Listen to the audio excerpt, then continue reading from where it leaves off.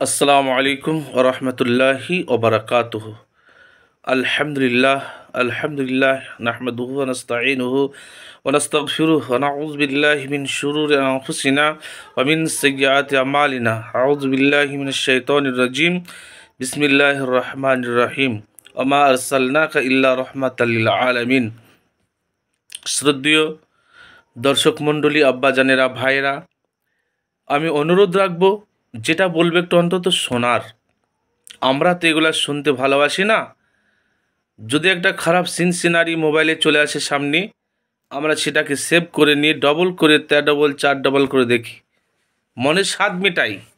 অথচ এই সমস্ত আলোচনা যেগুলো রাখছি, এগুলো শুনলে আমরা টুক করে টেনে দিই। আমরা আবার মুসলমান ভাই, আমরা আবার নামধারী মুসলমান। এমনি যাই হোক, নামধারী মুসলমান।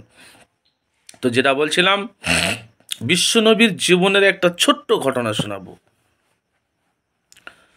ঘটনাটি হচ্ছে, একদিন একটা বিধর্মী মানুষ রাসূলের কাছে আসলো এবং আসার পরে রাত্রিতে থাকার একটু অনুমতি চাইল। রাসূল সাল্লাল্লাহু আলাইহি সাল্লাম তাকে থাকার জন্য একটা জায়গা করে দিলেন নিজের বাড়িতেই। সুন্দর বেড, সুন্দর ব্যবস্থা করে দিলেন। কিন্তু তার মনে ছিল খারাপ কিছু। সে খারাপ। রাসূল সাল্লাল্লাহু আলাইহি সাল্লামের ইচ্ছা যেটা, তাকে ভালো করে সেবা যত্ন, খাওয়া দাওয়া করিয়ে তাকে একটা জায়গা করে দিলেন, রাত্রিতে বিশ্রাম নিয়ে থাকবে।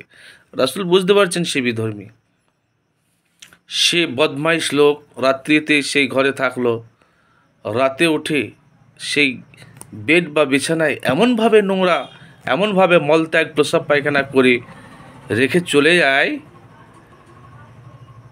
তার ভিতরকারে বুদ্ধিটা ছিল খারাপ। সে একটা তরোয়ারি সেই ঘরে রেখে চলে যায়। সে তরোয়ারটা ভুল করে রেখে চলে যায়, কিন্তু তার ইচ্ছাটা খারাপ ছিল।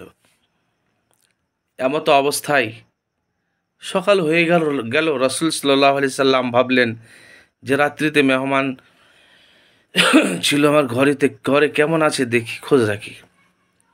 রাসূল খোঁজ রেখে দেখছেন ঘরে কিছু নেই, লোক নেই। অথচ বেডগুলাতে এমন একটা অপরিষ্কার, প্রস্রাব পায়খানাতে যেমন একটা বিশ্রী হয়ে আছে, খুব খারাপ লাগলো। কিন্তু রাসূল জিনিসটাকে খারাপ না ভেবে ভালো জিনিস কিছু ভাবলেন। কি? রাসূল ভাবলেন, আমার বাড়িতে রাত্রিতে মেহমান ছিল, জানি না, না জানি আমার কতটা বেয়াদবি হয়েছে। রাত্রিতে ছিল এমন, তার শরীর খারাপ হয়েছে, এমনভাবে তার পেটের অসুবিধা হয়েছে, যার জন্য বদহজম হয়ে প্রস্রাব পায়খানা বমি করে এমনভাবে আমার ঘরে রেখে ভয়ে পালিয়ে গেছে। হয়তোবা কি বলবে এরকম ভয় করে পালিয়ে গেছে।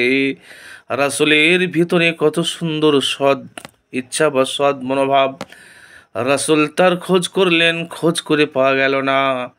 রাসূল সেই সমস্ত বেডগুলো, কাপড়গুলো নিজে হাতে পরিষ্কার করছিলেন। সেই শয়তান কাফের যখন সে পালিয়ে যায়, পরে মনে হলো, আরে আমি সেই ঘরে তরবারি রেখে এসেছি, আমি যাব, তরবারি আনতে গেলেই মারবে, কি বলবে। রাসূলের সাহাবীগণ খোঁজ পাওয়ার পরে রাসূল বললেন তাকে যেখানেই পারবো সেখানে, রাসূলের সাহাবীগণ বললেন যেখানে পাবো সেখানে তাকে মারবো। রাসূল বললেন, না, সে রাত্রিতে কষ্ট ছিল না কি আরামে ছিল আমি জানি না, অতএব তাকে কিছু বলা যাবে না। আব্বা জানেরা, ভাইরা, সে ভাবলো যে রাসূলের সৎ মনের ভালো মানুষ, রাসূলের মনে এত দয়া, কোনো রকম রাগ হবে না। রাসূলের কাছে আমি পৌঁছালে তরবারিটা আমাকে দিয়ে দেবেন, নিয়ে আসবো। এমতো অবস্থায় সেই বদমানুষটা আসে, দেখছে মুহাম্মদ সাল্লাল্লাহু আলাইহি সাল্লাম সেই বিছানাগুলো ধৌত করছেন। এমতো অবস্থায় সেই লোকটা এসে বলছেন, হে নবী, আমি আমি রাত্রিতে তরবারি রেখে চলে গেছি, আর রাসূল সাল্লাল্লাহু আলাইহি সাল্লাম তার কাছে সে গায়ে হাত বুলিয়ে বলছেন, বাবা তোমার রাত্রিতে কি কোনো কষ্ট হয়েছিল কি? তুমি কষ্টে ছিলে, তোমার কত না কষ্ট হয়েছে আমি জানি না, তুমি ক্ষমা করে দিও। সেই ব্যক্তি এই কথা শোনার পরে নবী আমার তরবারি দিয়ে দিলেন। সে ঘুরে খানিক চলে যাওয়ার পরে সে মনে মনে ভাবলো, এমন একটা লোকের বাড়িতে গিয়েছিলাম, তার মনের এত দয়া, এত মায়া, এত ভালো নবী মোহাম্মদ, এত ভালো মানুষ, ওর হাতে হাত দিয়ে ইসলাম কবুল করে নিতে হবে, আমরা ভুল পথে আর থাকবো না।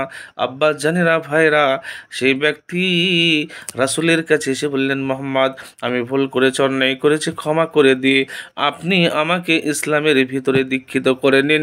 রাসূল তাকে ইসলামে দীক্ষিত করে নিলেন। আশহাদু আল্লা ইলাহা ইল্লাল্লাহু ওয়া আশহাদু আন্না মুহাম্মাদান আবদুহু ওয়া রাসূলুহু বলে। এটাই হলো রাসূলের আদর্শ, এটাই হলো রাসূলের দয়া মায়া।